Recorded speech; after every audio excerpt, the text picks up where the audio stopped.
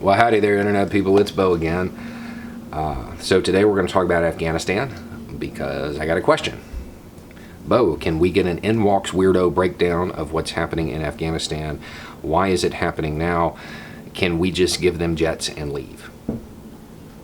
Okay, so what is happening in Afghanistan? Over the weekend, one of the four main groups that is operating in the country tried to reestablish itself and show that it is still viable prior to the dynamics changing.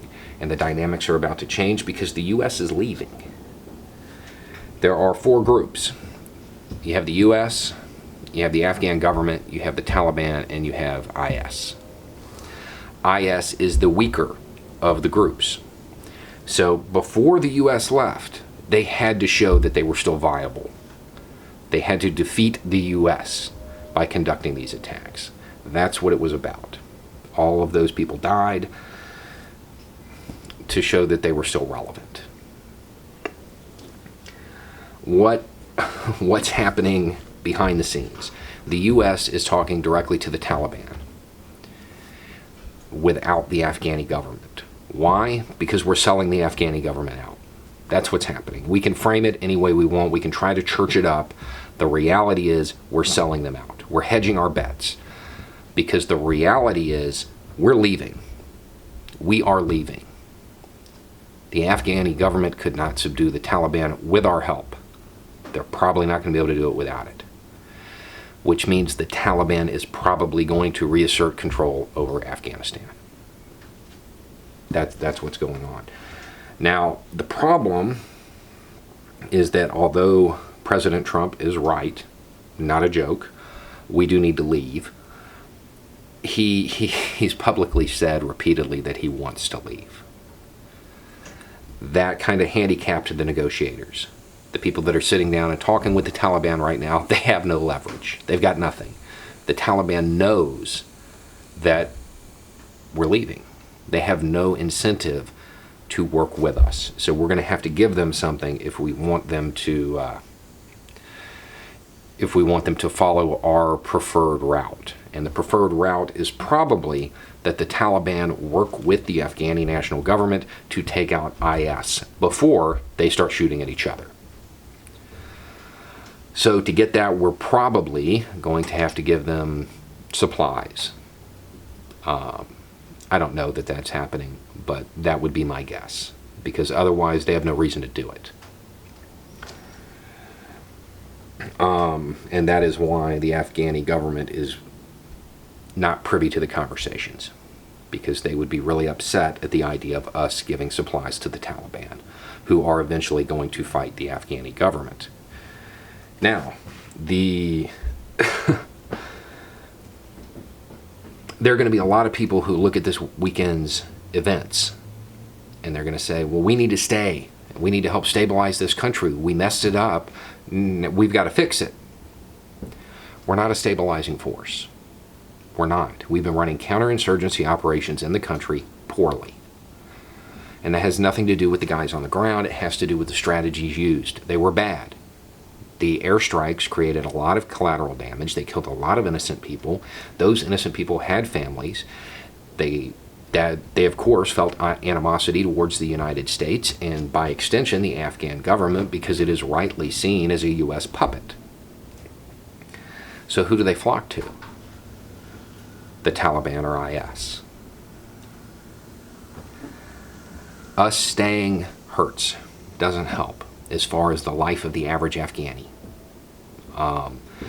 Us staying just prolongs the violence. There is going to be violence after we leave. There's nothing that we can do to stop that now. We should have thought of an exit strategy prior to going into the country more than a decade ago. The time to figure that out is over. It's going to happen. It's going to happen, and more than likely the Taliban will reassert control. There's no peace with honor in this one. Well, we're leaving, and we are leaving behind a mess. But we can't clean the mess up.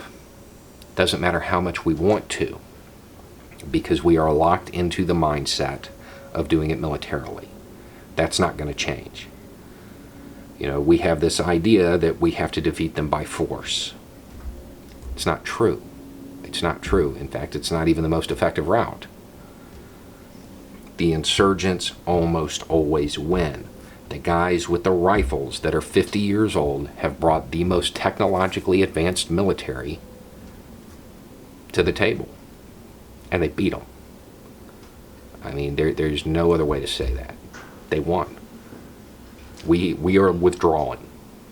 And we are withdrawing with a national government that is in peril and a strengthening Taliban. They won. Now, as far as giving them jets, I'm assuming you're talking about the national government. We can't, because the Taliban is probably going to win. So who would control those jets afterward? The Taliban, or worse, the IS. If there was any aid we could give them that would matter, it would be helicopters. They don't even have to be good helicopters, because neither of the other groups have any air to speak of. The helicopters could help change the course of that war, the war that will come after we leave.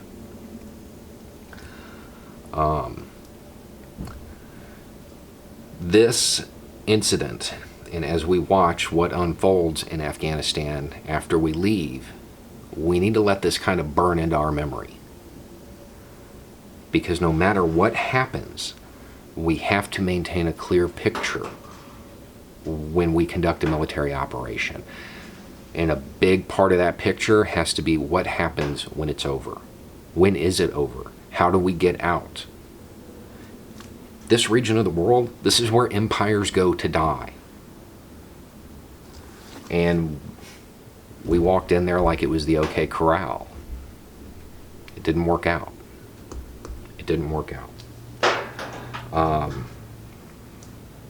Objectively, it would be better for most Afghan people if the national government stayed in place. But it's probably not going to. And there's nothing that we can do realistically to change that. Anyway, it's just a thought. Y'all have a good day.